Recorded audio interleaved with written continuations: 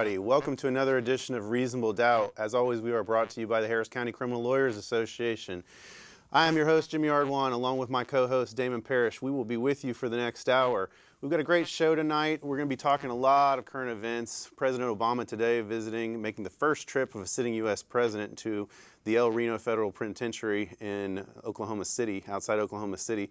Big news, on the heels of him commuting 46 sentences this week. We've got that to talk about. We've got a bunch of other things to talk about tonight. We really hope you get joined in the conversation with us. We're going to be on Twitter tonight. We'll be taking your questions and comments on the air at HCCLA_TV. We'll also open up our phone lines at 8:30, and you can call in and give us your questions or comments. And I want to get right to it. We're going to bring in the gentleman to my left tonight, my co-host. Let me introduce everybody. My co-host, Damon Parrish. How you doing? I like that beard, Jimmy. You're starting to come to the dark side, and I appreciate it. Well, you know, it seems to be a cultural thing, this whole beard, so I'm kind of listening. Makes you manly, right? I guess, that's what they say. You know, that's how you know you hit puberty, when you start growing facial hair. I think there's a blog called The Art of Manliness, so I'm consulting with that. Sounds like your wife is doing stuff for you, man. You got to say no to that. Hey, you know how it goes. I know how it goes. You do what the wife tells you to do. Absolutely. Next to him, our guest this evening, one of our guests, the indomitable Wayne Heller. He says he's going to be on his best behavior tonight. We don't want you on your best behavior. We want you on a little bit dialed down, but we want your full personality otherwise. I am dominable, and I want to thank you for having me back. The first time I did Reasonable Doubt, I had a lot more hair, which isn't saying much. But I'm looking forward to this. It's going to be fun. Our other guest, Gemayel Haynes, former prosecutor and current HCCLA board member. Gemayel, thanks for joining us this evening. Oh, it's my pleasure. I'm always glad to come down and participate whenever I can. Well, we're going to have some fun tonight. We've got a lot to get to. I want to start off, obviously, the big news today. President of the United States, President Barack Obama, makes the first trip of any president, not sitting or otherwise, makes the first trip today to a federal prison, the El Reno, I think it was actually the Federal Correctional Institute, which is a medium security prison. But he went there, he visited with inmates. HBO was filming a special, I think called Vice, as I understand it. He visited with a lot of the prison staff there. And it was kind of a surreal moment. I watched the video clips of him going in, and it's, let me tell you, having been to a federal prison, seeing that motorcade pull up and watch the President of the United States walk in, he toured a cell, sleeves rolled up, jacket rolled up, sitting in basically the visiting area that all of us who practice know very well, where we meet our clients. It was kind of a surreal moment. And of course, this comes, as I said in the intro, he commuted 46 sentences this week, the biggest and broadest use of the commutation power of the president, a lot of it dealing with nonviolent, low-level drug offenders. And so I just kind of want to start off the evening and get each of y'all's thoughts on this. And feel free to just weigh in and let's go around the table and get everybody's thoughts first. Well, I would say it's about time, right? He commuted sentences for the mandatory minimums that were done I think it's Booker or whatever it was, that said you don't have to have a mandatory minimum or follow the guideline amount. And what he did was say, hey, these people have served a lot of time.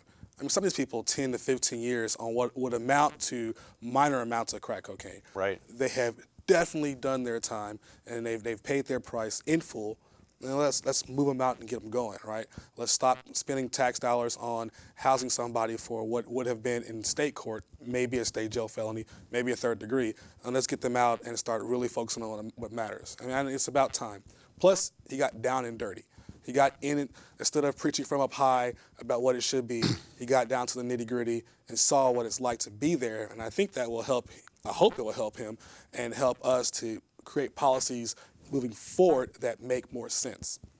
Wayne, you've kind of been around longer than the rest of us on this table. Longer than dirt, I believe, is the expression. Well, I don't want to go that far, but you've seen the shift. You've seen the pendulum swing from where there wasn't these mandatory minimums and there was more discretion in the federal judiciary to the hardcore. And honestly, the ironic thing about this, guys, is that we also had this week President Clinton come out and say it was my passing of the Crime Act that has really resulted of this. And so I want to get your thoughts on this, because you've seen it kind of go both ways, and now the pendulum seems to be coming back. It is, and it's about time. For the general public, let me explain. There's two general sentencing schemes. determinant sentencing, like in federal court, where you take, let's say, 2 kilos of cocaine, 3 prior convictions, and the judges hate it because a monkey in a black robe could do it. Plug that into the computer and you get 111 months. Compare that to Texas state court, for example, where we have ranges of punishment, 2 to 10, 2 to 20, 5 to 99. And that way the judge can craft the punishment to fit the crime. And just for an example, aggravated robbery is a first-degree felony. That provides a punishment of 5 years to 99 years or life. Now, not every aggravated robbery is the same. One, for example, could be a guy going in, beating up a bunch of old people, putting guns in their faces and hurting people. Compare that to a guy whose wife's dying of cancer. He can't afford the chemo, so what does he do? He goes into a drugstore, apologizes, and robs to get the money for the medicine. Now, do both those crimes deserve the same punishment? Of course not. And that's all Obama was recognizing. One other point I want to add in here, I think it's great that he went and toured a federal prison, but I'd like to expand that program. How about before a judge or some young prosecutor debutante against crime who's never talked to one of our clients before in their lives, what if they had to go spend one night in jail and they saw what it's like before they're allowed to incarcerate children for smoking marijuana?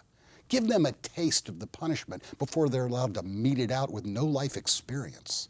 And I'm glad you brought that up because Gemayel, as a former prosecutor, I mean, before you became a prosecutor, you had never visited a jail, and I'm assuming when you were a prosecutor, you never visited a jail, and it wasn't until you became a defense lawyer that you had the opportunity to go visit a client and see what jail was actually like. Well, actually, the first time I went to a prison, it was in Mississippi. Okay. As part of a church convention, we went to Parchment, which is one of the major penitentiaries in Mississippi, and you get to see, you know, some of the guys and how they live, and it's an experience you don't ever forget. And that was before you became a prosecutor? That was when I was in high school. Okay. So definitely before he was a prosecutor. Yeah, A very long time before I was a prosecutor. So you would be the exception then at The one and only. the district attorney's office. I assume I'd be the exception to the rule. Yeah. And we went, it was near my senior year in high school. And what I learned there, because they had a lot of guys talk about the things that they had done and what happened since they've been there. And what I noticed is that a lot of guys got long sentences for things they did when they were very young. So you have someone who's in prison for a robbery that they committed when they were 19 and 20, but they're now in their 50s, still paying their debt to society. And we all know, as you age, you change. Mm-hmm. Most people are not the same person they were at 20. That's a part of life, you grow. And when you grow, we should recognize that things change. Right. Your perspective is different. How often was that? Another point to what you just said, Gemayel, is when you spend 30 years of your life in prison, you almost can't get out. When you're 20 years old and you go to prison and you're now 50, when you get out, what are you going to do? You probably don't have any kind of a career education, career experience, so they let you out at 55, and what happens? The only life you know to do is the life you came from. It is crime. It's the only life that doesn't require an education, right? And then, you know, you end up being brought back into the system because you haven't learned to do anything different. I mean, I think it's totally silly to have somebody spend 40 years for a crime, and like Gemayel just said, they have changed, they're mature. And the world changes. A lot of the guys that went in during the 80s, whenever they had the crack scare, which is really all it was with those sentencing guidelines, they now, if they're getting out, you realize that you have cell phones, you have laptop computers. Those things weren't available in the early 80s. It didn't exist. Well, just think if you went to prison in 2006 and you're still not out or just getting out, you've never seen an iPhone. Never. You don't know what it is. You didn't even know what an iPhone looks like other than if somebody mailed it to you. There's another you think factor. a tablet's a pill you take.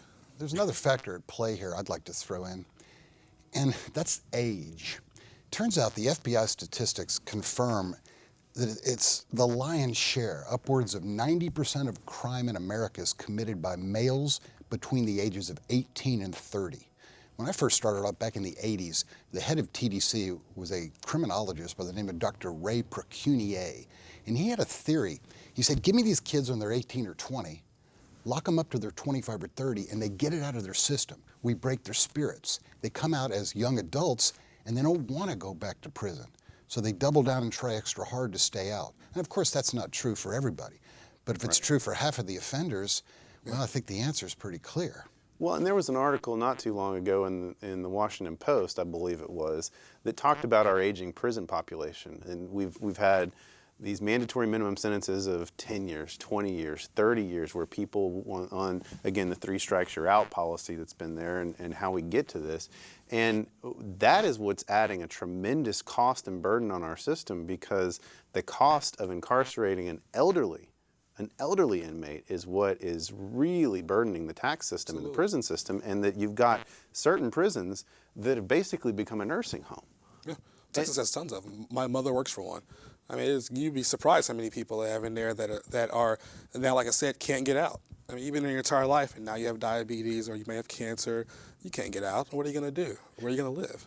I wonder, just philosophically speaking, guys, and just chime in on it whenever strikes you, but it's a great move by the president, in my opinion, to do not just what he did with the commutations, but the symbolism of going visit a prison. And this is something that he and former Attorney General Eric Holder have been really pushing as part of their administration and part of their cabinet, is sentencing reform.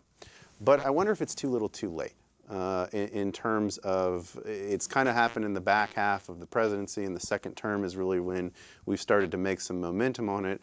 And I'm wondering, do you guys think it'll lose momentum regardless of which party gets into power, but just with a new president? Do you think that this will lose momentum because obviously when a new president comes in, there are bigger priorities that are going to be at stake? Not only bigger priorities, it's a question of where are the votes.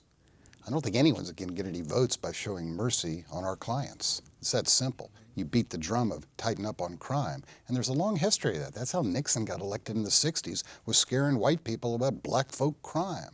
It worked. That's the sad thing. Republicans run for re-election on fear. And it's a very effective tactic. And I don't think that's going to change unless you can change human nature. And that's not going to happen.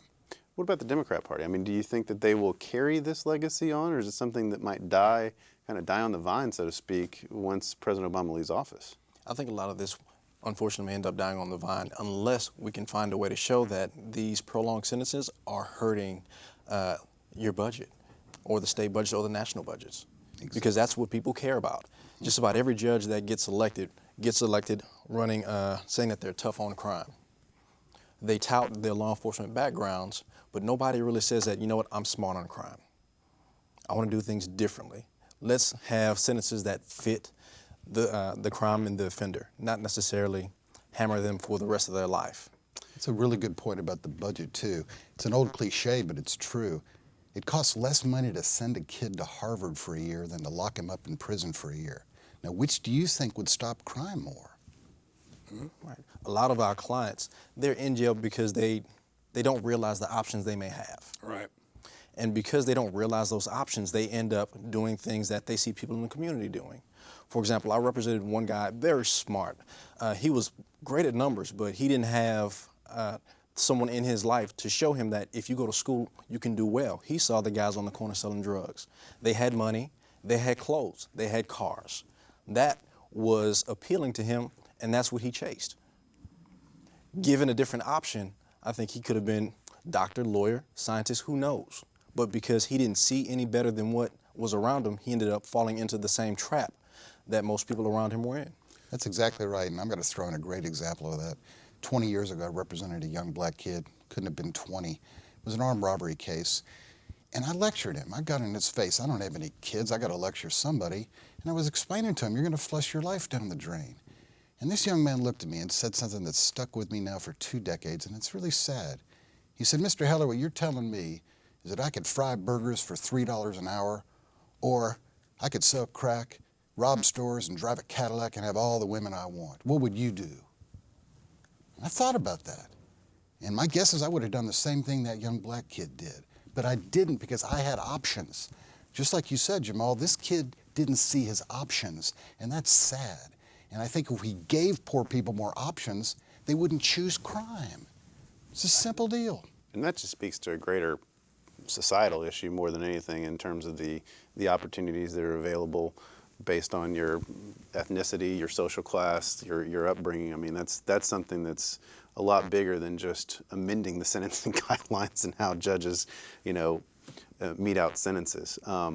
But I think it's a step in the right direction. I hope we see some more meaningful change coming from the Senate Judiciary Committee. I really do. I think we get a good start with the drug quantity table being lowered, so I'm optimistic. But we'll see. I want to turn to our next topic, get on some local topics here, and more of the same with these judges. God bless. Texas judges just giving us a bad name, and this is all. And I have to say, what, is this something with Jade Helm? I mean, it is starting today, and we do have you on the show, Wayne Heller. So, things may be coming to an end. But I want to talk about this judge up in Denton County, up on the heels of our own clerk here in Harris County initially saying he was going to refuse to issue same-sex marriage licenses. This judge has the audacity to ask couples, same-sex couples, and I guess all couples really, just to acknowledge the fact that I ain't down with that. I'm not cool with same-sex marriage, and so I just want you to acknowledge it. I'll perform the marriage, but I'm not down with that. What? I think there's a pretty simple way to look at a situation like that. Instead of saying gay marriage, why don't we say interracial marriage? And can you imagine for a moment a judge who said, look, I'll marry a black guy and a white girl, but not unless you sign this piece of paper saying I don't approve of it. We'd have that judge's head on a stick. And what's the difference? Well, isn't it more of a case of just the greatest hypocrisy of all, guys, that these judges who tell our clients to follow the law, I don't want to see you back in my court breaking the law, and here they are breaking the law. Well, isn't that kind of the argument against a lot of judges, period, across the board, be they follow the law or not, and prosecutors as well. The kind of blatant hypocrisy. The idea that I can pick and choose the laws that are important. So I will say what you did is 100% wrong. I don't like you, and I will punish you or mete out my own form of justice or penance or whatever upon you. But when it's my stuff, well, it really isn't that important, or it's not that big of a deal. Every week since this whole gay marriage thing came out, I've said these judges are making Texas look bad. Yeah. And it's not like Texas. People already think we're cowboys, and we are, and we have a lot of Texas pride. I'm a very proud Texan, right? And so I very much love touting the fact that I'm a Texan. Having traveled a limited time outside the country, people ask where I'm from. I say Texas. I don't say United States. I'm from Texas. But It's like a whole nother country. Right, and they recognize it. They say Texas, bing, bing, you ride a horse to, I used to have a sister in Philadelphia, and somebody asked me one time, do we all ride horses to school? I was in high school, and I was like, yeah, absolutely. Like, you guys don't? Where's your I didn't know what to say at the time. Where's your thing to tie your horse up at? So I'm all for that, but when they do this kind of stuff, it's like, come on. You're making us look silly. You're making us look like Texas is full of backwatered people who speak this rhetoric and these silly words that aren't all of us. You don't have to agree with same-sex marriage. You don't. You can be an official and not agree with it. But as an official, you have an obligation. The law has spoken, and now you must follow it. And if you cannot, step aside. It's disappointing how they put politics in front of their duty. Exactly. Yeah. Because that's really all it is. With a lot of these clerks that said they wouldn't issue the licenses, even with this judge, and I believe this judge is a JP. I don't believe he's a district court judge or a county court judge. Yeah. Well, his concern is keeping his bench. So how does he keep his bench in Denton? He wants to make sure that the people of Denton know he's opposed to same-sex marriage. But I'm sure you didn't take the same position with traffic tickets. I'm opposed to enforcing traffic tickets. And I have one question to that judge. Under whose authority do they have to sign that? Exactly. Yeah. If they don't sign it, what happens? What happens? Nothing.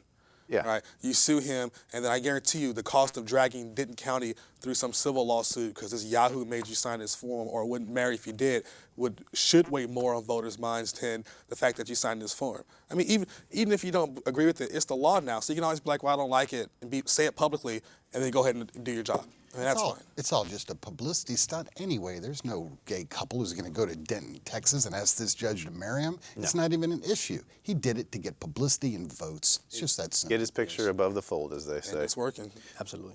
Let's turn to more judges behaving badly in, of course, Texas. And that would be right up the road in Waco. This case just keeps getting better. It's the gift that keeps on giving for people like you and me, Damon, who like to talk about these issues and bring on people to just vent and go at them. So the district judge up in Waco decided to go ahead and appoint a former police detective to the grand jury investigating the biker melee, if you will, at the Twin Peaks up there. This is just idiotic, guys. I know no other way to describe it other than idiotic. What the hell can we do to stop this kind of stuff? Well, I don't know what we can do to stop it, but here's a way to analyze it. What if the judge would have appointed the head of the banditos to run the grand jury? How would the cops feel about that? Well, that's the way we feel about what this judge did. And it's slowly changing. There's a new grand jury law right now requiring random selection of grand jurors. Just went into effect. And perhaps the state legislature can change this. But my problem is that it doesn't pass the smell test. Even if it's not technically illegal, it casts doubt on the fairness of that grand jury. And the old judicial canon avoid the appearance of impropriety as well as actual impropriety. Well, and we already have huge questions about the fairness of the investigation, of the fairness of the bail system. Who actually shot who? Yeah, who shot who? Who shot the butler? But we're just stacking one thing on top of another in this case, and it just seems to be compounding the issues. The question I have is, how many sitting grand jurors are there in Waco or in McClellan County? Here in Harris County, we have on an average of, 4 grand juries sitting at one time. In Waco, much smaller jurisdiction, I'm pretty sure they only have that one grand jury. I would think. So So what mechanism do you create to go around that? Do you call a special grand jury specifically for that case? Unless, and I haven't seen anything that says it, but that seems to be when you've got 177 people to run these cases, the 177 cases to run through, it seems like the only prudent thing might be to impanel a special grand jury for this, because the other thing, guys, is how do any of the other cases get moved in McLennan County? You've got people just sitting in jail, awaiting trial, awaiting justice, and this is going to clog up the court system. So you got this circus going on of the judges, the JP doing this, the district judge doing that, and meanwhile, you still got other people who are being arrested on cases and have to be, shepherded through the criminal justice system. Well, Jimmy, I'm going to take a different approach on it. I'm going to say I'm glad that guy was appointed. And not because I think he'll be fair. I'm giving a benefit of a doubt he might be, but I believe he won't. I'm going to say I like it because it's these kind of things that happen that make it easier for us to point out injustice. I mean, when it's just theoretical, when we just talk about what happens to our clients on a one-off, everybody says it's a one-off or it's private. We all as defense attorneys, we share the same stories. I think I can plug one of my stories for one of your stories. You could take your client's name and I can tell you about the trial plan right now and you'll have a similar situation. It's how it is. But the public doesn't get to see it. And I think when this kind of silly stuff where you point a cop to investigate this situation where we believe cops are involved in the shooting. Well, we know they're involved in the shooting, but it's believed now that cops did all the killing, right? Then you now have the fox guarding the hen house, and that makes the public aware of it, and hopefully makes them more incensed by it. I mean, we have new laws coming out, and now that this stuff is public, it's not private, the public gets to see this kind of crazy, idiotic stuff, and I believe also if he does something out of line, which I'm sure he will, right? It's Texas, and so we are boastful in what we do. We're proud of our ignorance sometimes, that we do it loudly. Then the people can see it and make the corrections. What's the worst that can happen if you have an officer on a grand jury? Does the name Alfred Brown ring a bell to anyone? Right. Yeah, and we'll definitely get to that a little later. But We're going Mr. Brown next, but absolutely. I mean, that's the kind of silliness that brings it to the forefront. Well, but it's more of a credibility issue than anything. I think the bottom line, correct me if I'm wrong, guys, is that the cynic in all of us is going to say, this is just a circus. I mean, you're putting somebody up there who is going to rubber stamp. I mean, we talk about every day about how a grand jury can indict a ham sandwich. Well, this guy, he's the foreman. You don't think he's going to be leading the charge and have it right there? True bill. Yes. 177 times. I suspect he cannot put aside his relationships with those officers who are going to be the complainants on cases brought into their grand juries. The sad thing is that the grand jury is so subject to manipulation. In the early 90s, Judge Norman Lanford of the 339th District Court right here in Harris County impounded a grand jury with 2 defense lawyers on it. Randy Schaefer and Brian Weiss. You know what happened? The district attorney's office stopped presenting cases to that grand jury, and I love this statistic. It's because that particular grand jury was only indicting 91% of their cases, and the average at the time was 97% indictment rate. Well, and what I'm want to kind of focus on a little bit here is a grand jury would have a duty to investigate everything, right, guys?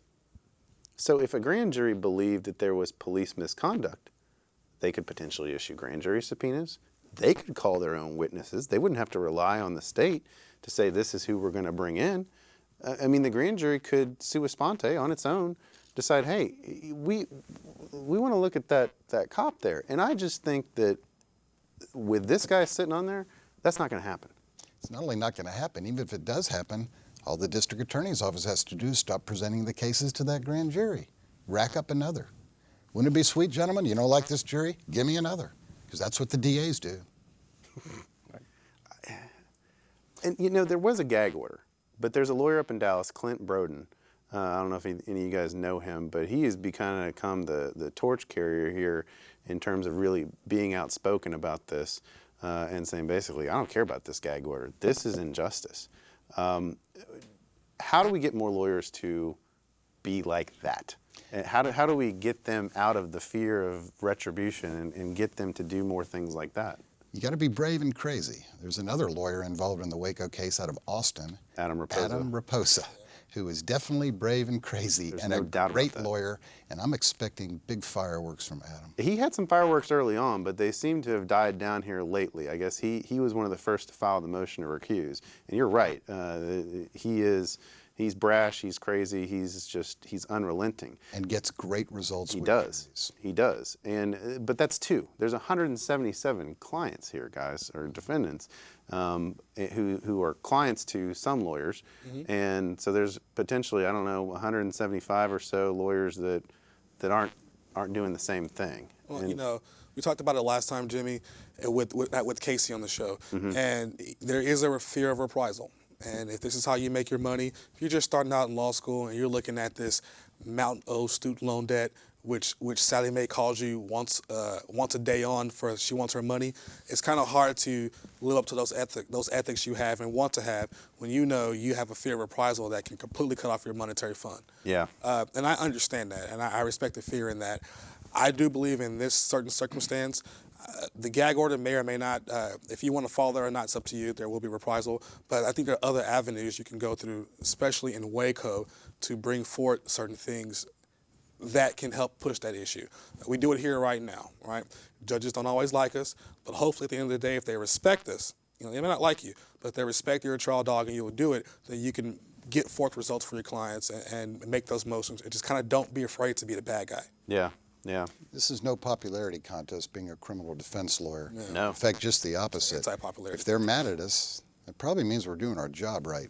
And I think this would be a good time to read that Clarence Darrow quote. My personal hero, and this is for all the young lawyers out there, if you want to learn how to do this right, look at the best lawyer in history. Clarence Darrow once said that to be an effective criminal defense counsel, an attorney must be prepared to be demanding, outrageous, irreverent, blasphemous, a rogue, a renegade, and a hated, isolated, and lonely person. Few love a spokesman for the despised and damned until they need a lawyer themselves. It's interesting. Everybody reveres doctors, but if you look at satisfaction surveys amongst professionals, lawyers are always at the top. Everybody hates the other guy's lawyer. Everybody there loves their lawyer. Because like a good doctor, folks, we save lives. That's true. We ought to be proud of it. I know I am. Yeah. I think what a lot of lawyers forget is what our clients expect from us. If they've been accused with a crime and they're facing jail time, they want us to go into a courtroom and raise holy hell for them. Win or lose, they expect a fight. Right, a dogged fight. So it's our job to give them the fight they deserve. That's true. And when you sign up for it, you tell them you will. That's the sad part about it. You tell them, I'm going to fight hard for you, and you kind of go in there and you don't. You know, that's the sad part. So hopefully, you know, Waco, Houston, anywhere in this country where there's a defense attorney, you get a client, you fight for him. You know, you don't have to be liked, but hopefully you can be respected. Well, we're going to watch as this fight, no doubt, gets more interesting as it goes along, and hopefully we'll be able to see how this grand jury shakes out. I'm sure there'll be more for us to discuss. It'll We'll be back. create great stories for us and our future guests. But it's 8:30 right now. I want to remind everybody we're opening up the phone lines. We've got the phone number up at the bottom of the screen, 713-807-1794. Call us with your questions and comments for Wayne Heller and Gemayel Haynes. We'll be taking them the rest of the night. We're also on Twitter. Nobody's tweeting in at this point, Damon. We need to get active at HCCLA _TV. As the old guy on the paddle, I got to throw it in. What's Twitter? Wayne is this thing on the internet that you can send us questions and it'll appear right here on my screen. My young law partner would be proud. I was telling her once, I don't twit because I can't say anything in 40 words. I didn't realize it was 40 letters. That's 140. 140. Is it so? Yeah. There you go. I'm officially an old guy, gentlemen. You've got a little more to work with. All right, next topic I want to turn to, guys, and this mess out of Orange County kind of mirrors a lot of the things that are going on here in Harris County. So I want to kind of start with it, and we can kind of take it down to what's going on and kind of apply it to what's happening here in our own backyard. This actually looks worse. It actually does look worse. It's a little worse. So in Orange County, California, there is a police prosecutor scandal that's been brewing for quite some time. And it's all come to a head and been exposed in the paper nationally. Guys, they're colluding on informants. And basically, as I understand it, there were some informants who weren't willing to play ball with police and prosecutors. And the prosecutor's office used the Mexican mafia in order to take out some of these informants. They disappeared. They disappeared. Then there was the cover-up. They used the sheriff's office to help cover this up. And then in subsequent cases, when the defense attorneys asked for the informant information, rather than turn over what had been done and where literally the body had been buried, they just went ahead and dismissed these cases so as to not even have to disclose their crimes. And I'm going to call them crimes because they are. There's no doubt. I mean, the DA's office has been recused on this stuff. They're bringing in special prosecutors. They're bringing in a whole new law enforcement arm to investigate this. This is dirty as dirty get, isn't it, guys? It is, and it's not surprising. It's Orange County.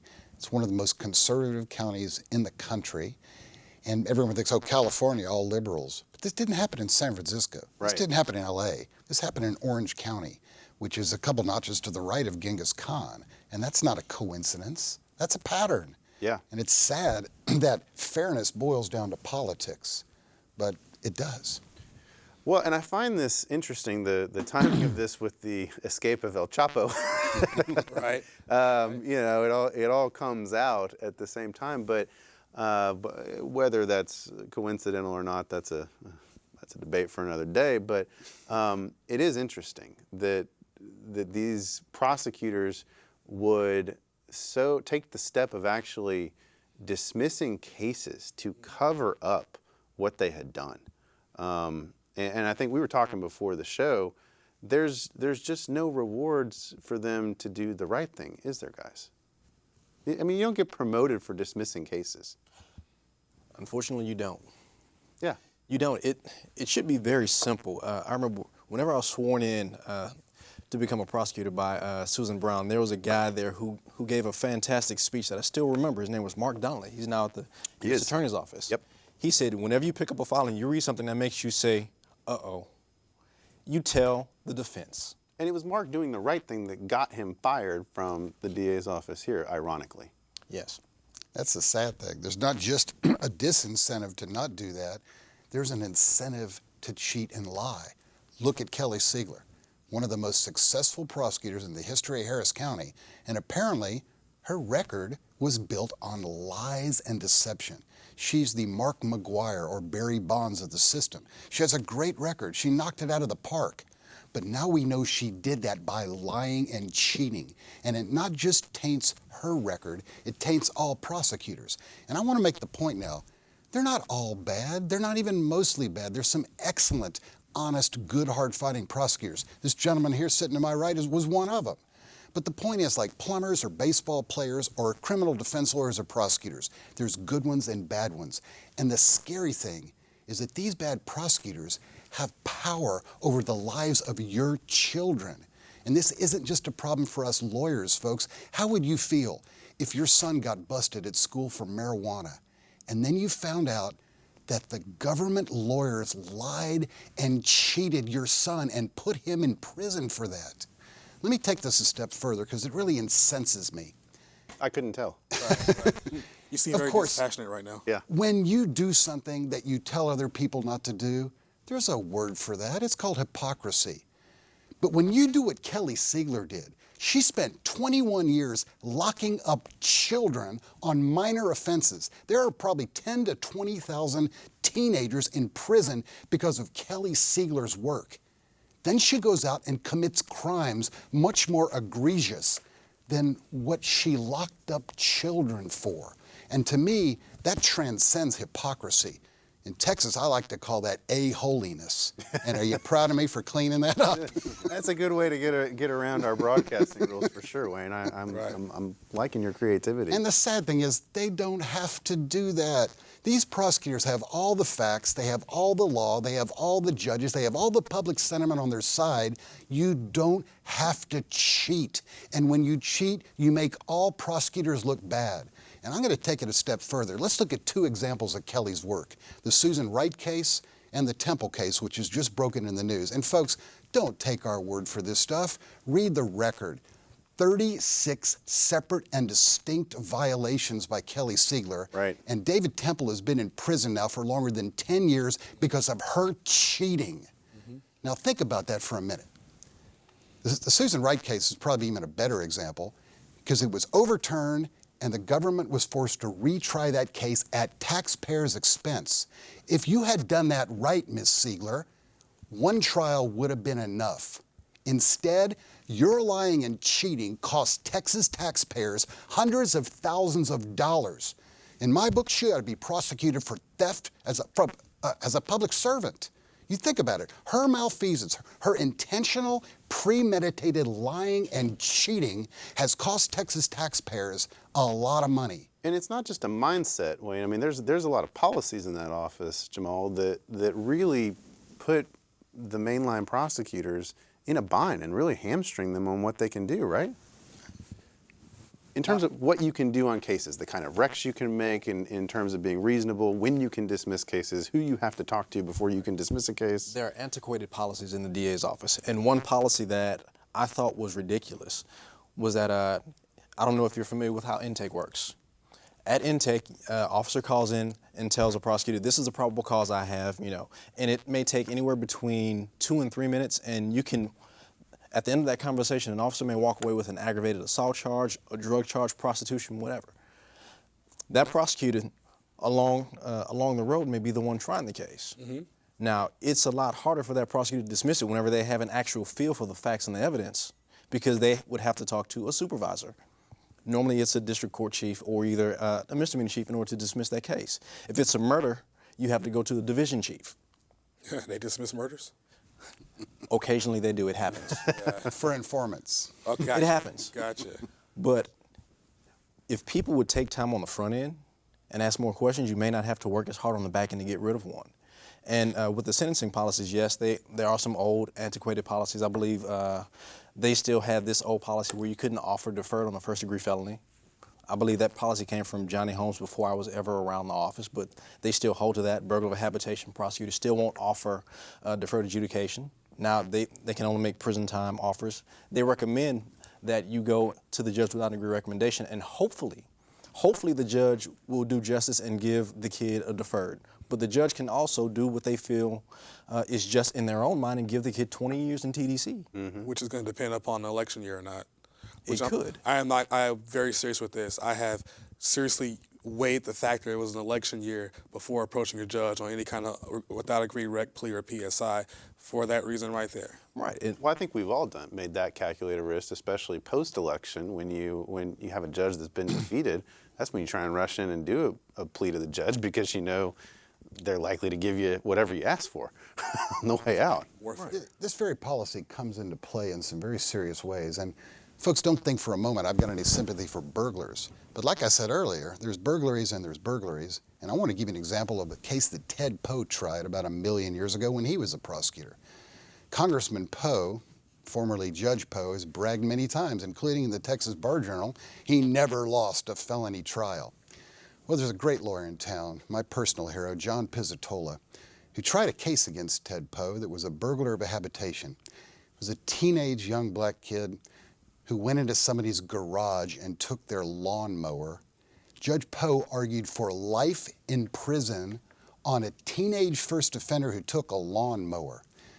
Johnny P. is a great lawyer, talked the jury into probation for that young man, yet that's one of Judge Poe's victories because the guy was convicted. Yeah. There's a lot of deception going on down there, but folks, things aren't as simple as they seem. You bet burglars should go to prison, but not all Or burglars. get shot. We were talking before the show about the prosecutorial misconduct, and this Orange County case, I mean, this is probably one of the most egregious that I've seen since the Ted Stevens case, which we were talking about.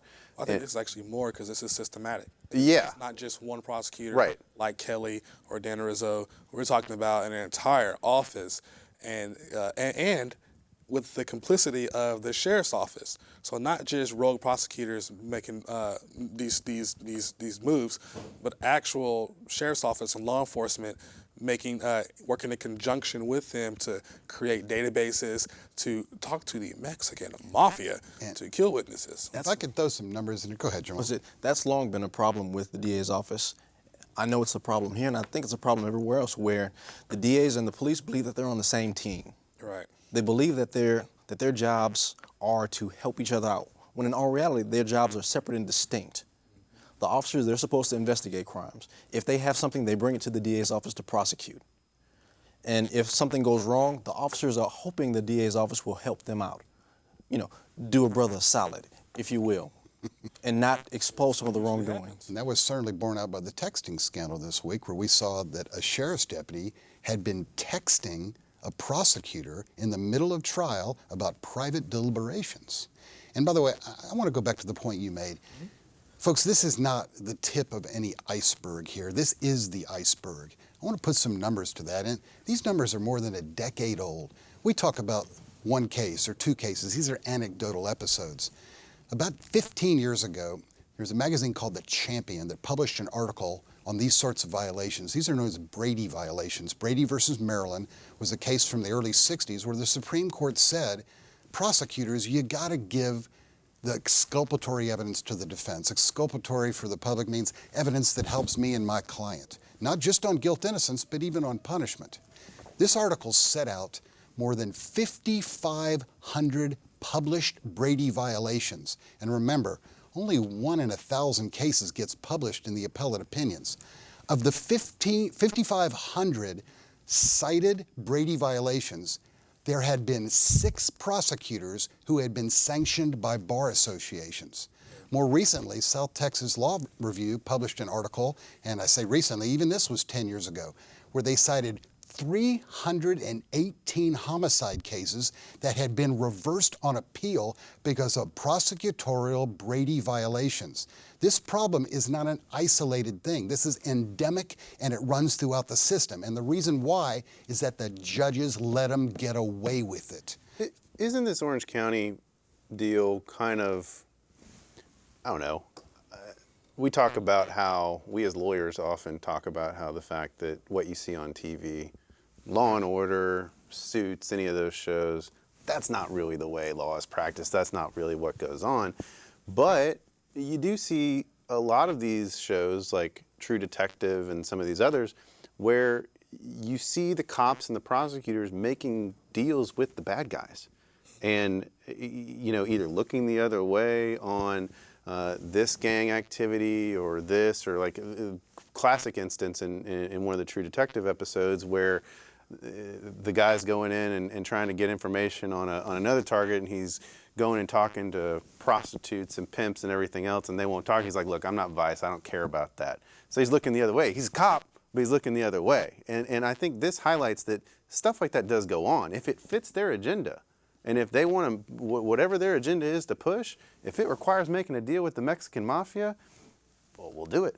Well, so I want to talk that particular issue. I'm okay with cops being selective in how they investigate. Sure. I mean, prostitution ought not be illegal, but it is. Fine, that's the law.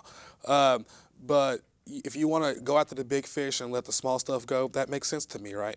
What I'm against in Orange County, what we've seen is the systematic abuse and potential murder charges, as well as here in Harris County and probably every other DA's office in the country, is the idea that Wayne said it, we said it, you don't have to cheat.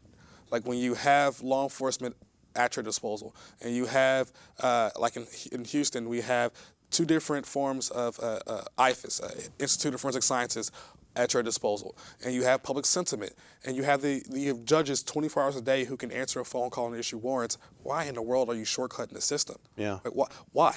You know, and when you shortcut the system like that, you give hopefully even a half decent defense attorney all the ammunition they need to really blast and make you look bad. And why? If you just do your job right, if you just take the extra step on the front end, just like Jamal said, you spend not 2 to 4 minutes, but you spend the extra time on the front end to do it right, the back end will be easier. You know, Wayne, you mentioned it earlier in the show, you talked about the Alfred Brown case and the misconduct there in the grand jury and how prosecutor, Dan Rizzo in that case, browbeat a witness, turned their testimony, ultimately ended up in a conviction of the defendant. And this week, you know, despite calls for an investigation of that former prosecutor, Devin Anderson issued a letter saying basically, we don't think there's a case here, and even if there was, the statute of limitations is run on it. And so despite, unlike what's happening in Orange County, here we have, and it's also happening in the Temple case as well, where there's been a call for a special prosecutor to come in. She's just kind of taking the silent route on that one. But with regards to Rizzo, she's saying there's nothing here. Of course, there's a lot of authority that says the statute of limitations has not run because the statute is told or put on hold, so to speak, until the prosecutorial misconduct is discovered. You know, it's a classic example of circling the wagons to protect their own. And the saddest and scariest But what's the incentive of that, Wayne? I mean, these are prosecutors who are no longer with this office. Classic cover-up. Classic cover-up. They don't want to make themselves look bad. And to me, the sad and scary irony, though, is that Dan was one of the nicest guys you'd ever want to meet. Never in a million years would you think that he would do something like this. With Kelly, nobody was surprised because that's her. Dan's a really nice guy. Maybe that has something to do with Devin's decision, but I think it's just more classic, circling the wagons, protect your own. But isn't this an opportunity? And we talk about how running tough on crime and doing that with all the stuff in the news about prosecutorial misconduct, with all the stuff that's happened, isn't this an opportunity for a sitting DA to say, I'm going to clean up my office, and I'm telling you, the voters out there, that I'm not going to put up with this stuff. And that could be a platform in and of itself, that I'm not going to allow this to go on in my office, and you can trust the integrity of this office. Transparency goes a long way because that's all the public really asks for. If there's nothing there, an investigation will show that there's nothing there. Right. If you have people that may be tied to it, step out of it, let someone else do it. It's simple. There's another reason to go after these prosecutors and commit these bad acts, and that's deterrence. Prosecutors talk a big game about, we got to put burglars in prison so other people know not to commit burglaries. Let me tell you something. Yeah, but we know my that clients doesn't, don't we don't think know that about works. that. Yeah. It doesn't work because our clients aren't thinkers. These aren't premeditated crimes usually. They're crimes of opportunity. Yeah. But in a case like Kelly, she sat down for many years and devised a plan to be deceptive. And she was the golden girl. Most prosecutors in this state looked up to her. She was the model of success. There's a spotlight on this case, and if you want to make an example, District Attorney Anderson, you could teach every prosecutor in this state that there are results for your misbehavior. You know, a lot of conservatives talk about personal responsibility, whereas here's your chance to hold Kelly Siegler personally responsible for lying and cheating and ruining a man's life. And if you did that, every other prosecutor might think twice before they commit the same Brady violations. We got a phone call coming in. I want to get to our phone lines. Hello, thank you for calling Reasonable Doubt. Interesting show. Thank you. I was behind the times. What brought down Kelly Siegler? I don't get the paper daily, so I don't know how that happened.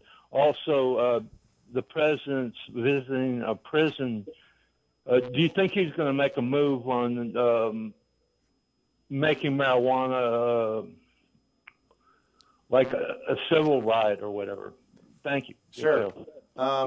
Wade, you're pretty versed on Kelly Siegler. Tell us, if you can briefly, Yeah. what brought Kelly Siegler down? I don't think Or- I don't think She I could hasn't do been brought anything down. briefly. No, But that's true. Just give us the She hasn't been brought down, 35,000-foot view. yeah. Kelly Siegler brought herself down. It was her own arrogance and her own hubris to think she could get away with being a liar and a cheat.